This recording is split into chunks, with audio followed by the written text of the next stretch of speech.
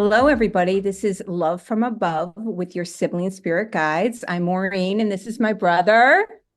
Hey everyone, this is Brian. Yeah, so we're here to share with you channeling that we receive from star beings, ascended masters, and occasionally our ancestors. And today we're going to begin with a topic we mentioned that came in from the Watchers, a group that we frequently channel. And they wanted us to share this information, and it includes a formula for love. Now, who doesn't want a formula for love? So, Brian, you want to kick it off? Sure. So, yeah, this was interesting. So, the group, the Watchers, they offered three principles for a happier life. And that's the formula for love. And the first one was the power of love.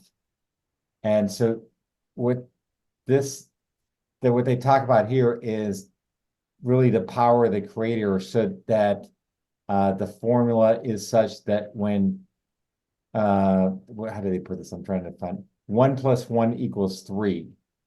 So how they mention this is the um, anything combined in a loving partnership spawns an additional creative energy from the creator. So what do you think about that, Maureen? Yeah, again, it goes back to math. So often when dealing with these beings, whether it's obviously the Watchers in this particular situation or Aura, who we started with, everything goes back to the universal language of mathematics. And it is interesting, and I think it's something that we can feel. They went further on to say that, um, you know, uh, 1 + 1 + 1 equals 5. So it's just the synergy that happens when you're sharing love with someone, and that creates an energy between you. Yeah, and I So think a good point. And the other thing is that the creator energy is within all of us, which is sort of different from how, most organized religions view it as, God is above in heaven instead of, a part of inherent of every being. So, but yeah, that's um I thought that was great. And why don't you talk about, do you want to go on the second principle? no, I want to tie in what we talked about last week too, because last week when we got the laws of the universe, this was relates to the third law that we received, and that was basically the same information. And that don't you think, Brian, that looking at someone that you're dealing with is, that every relationship is a partnership, and whether it be a spouse or a friend or a child, that it's all reflective of the relationship with the creator. So I feel like it's another way to emphasize a different message we got from a different set of beings who are basically saying the same thing. Yeah, that's true. Yeah, that's right. That third law is about partnership that we talked about last week. So that's exactly ties in. Yeah. So I'll go in with the second law, which may not be as thrilling as the first law, with the power of love. And this is self-knowledge. And it comes with having the courage to look at your shadow self.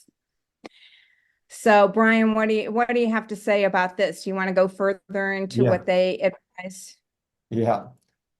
Yeah. So I mean, it's when you look at someone else, recognize those characteristics in another, compassionately loving all people, not judging people. So that's what the key is, looking in the mirror at the true reflection of self. And this is, you know, not easy to do, right? So, but it's acknowledging that. And so yeah, we were just talking a little bit about this before we get started, but it is something that we consistently in all the books we've been reading about talk about the importance of this and how this, can these type of issues can, if you don't take care of them, they can present other issues in your life. And so, what were your thoughts on this one? I think of Byron Katie. Are you familiar with Byron Katie, Yeah, Brian? yeah. Okay, so for those of you who are not, Byron Katie is totally an enlightened being, and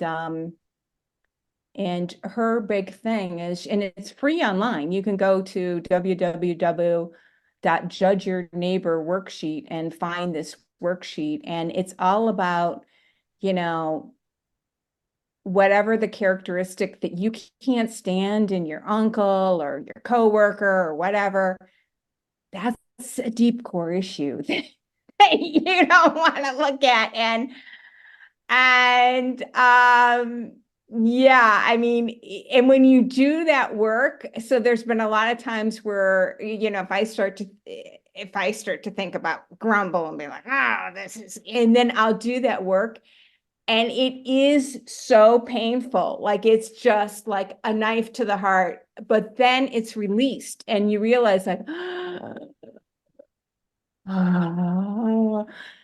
the one that I'll give you as an example is we had an uncle who has since passed who liked to tell me everything that I should be doing and everything I was doing wrong and what I should be doing, and had an opinion for everything. And I just was like, let me live my own life. And then I realized, guess what?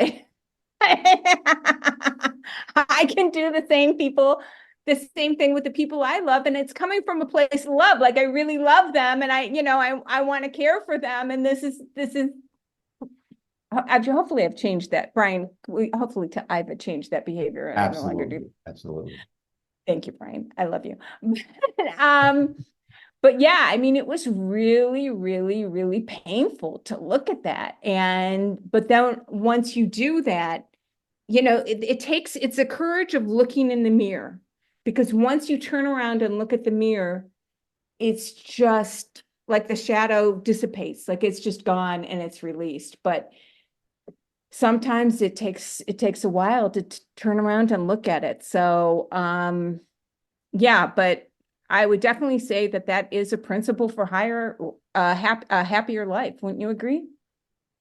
I would, and it also reminds me of we were both recently reread The Untethered Soul by Michael Singer, and it's a little bit like that too. When you say like the scars that, are something that come up that cause pain, and most people just sort of hide them away or try not to deal with them. And that's what human nature is to do. But he says you have to deal with them head on, just notice them and sort of release them from causing any future pain. So we're all human. We all have these things from the past that, like little traumas and things like that, that are in your subconscious that you do need to work out. And so it's talking about how we all need to do that. So yeah, I agree. It's not a fun one, but it's definitely one that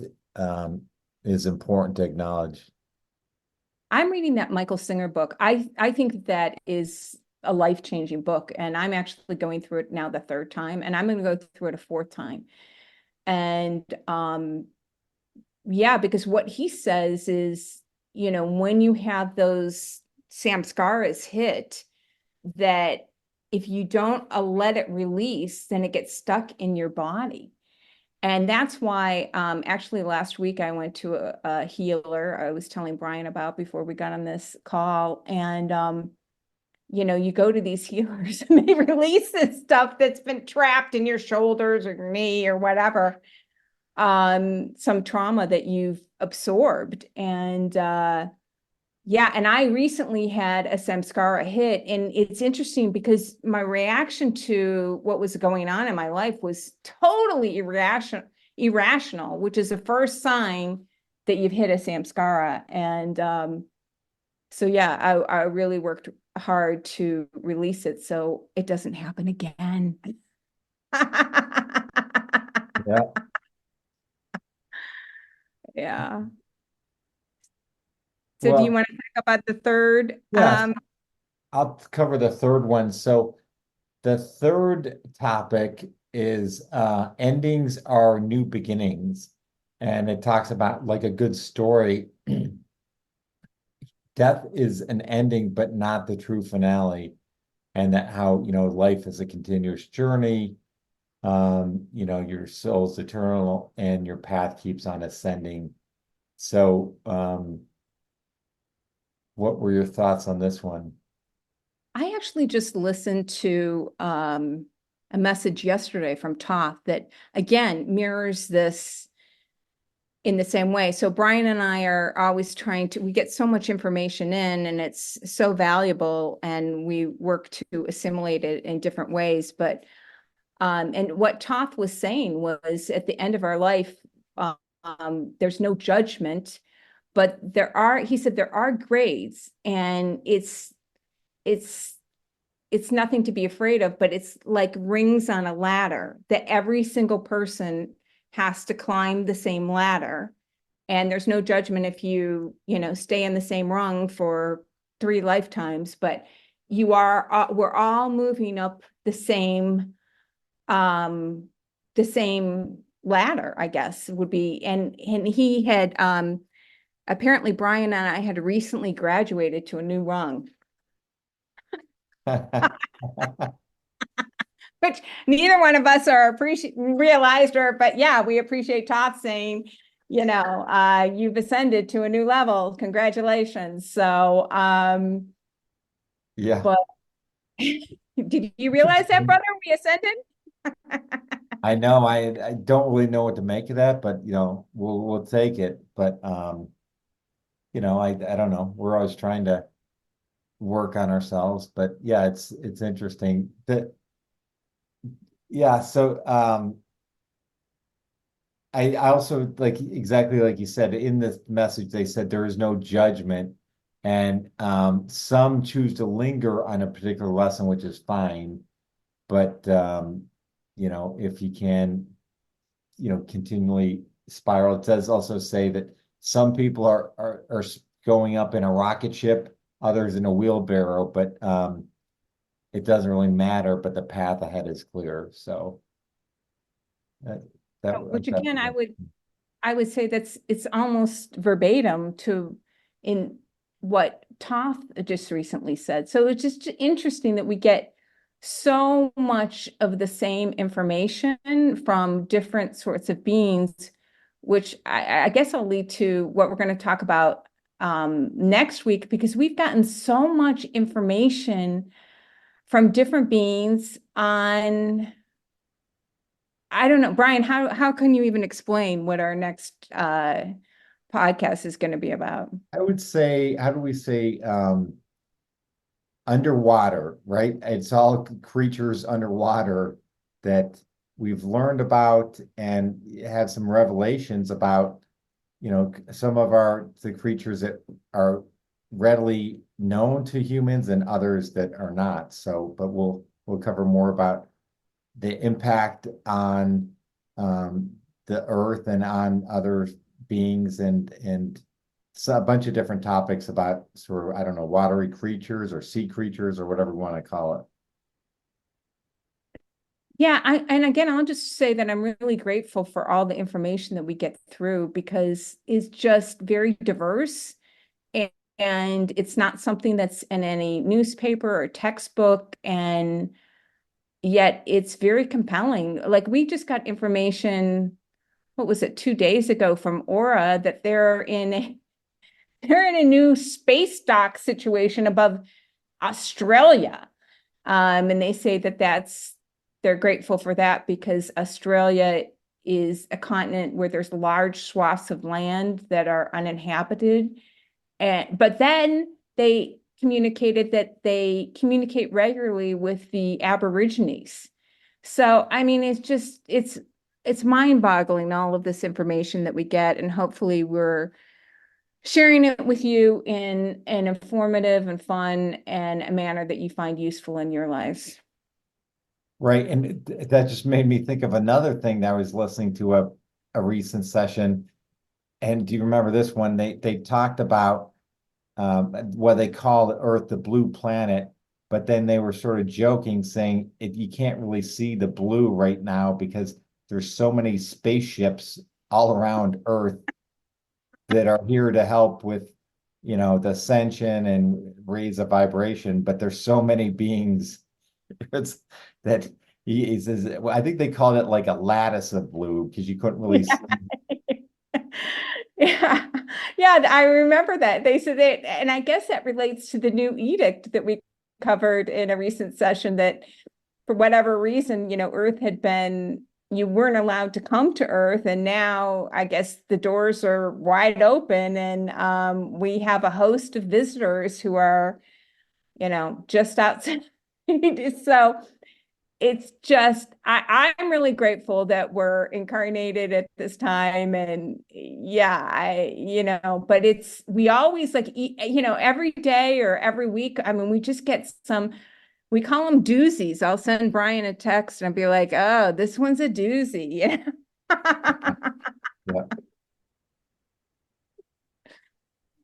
yeah, absolutely. Well, I think they'll do it again. A reminder, you can send us a comment or a question to lovefromabovepodcast@gmail.com. Or if you have any other suggestions, happy to hear from you. Also, I think that's it. So we have our topic for next week. Sorry, it's a little delay. We're late, day delayed for this week's message. But with that, I'll just say sending you peace, love, and guidance on your journey. Anything for you, Maureen? No, thank you to everybody for listening, and we will talk to you next week.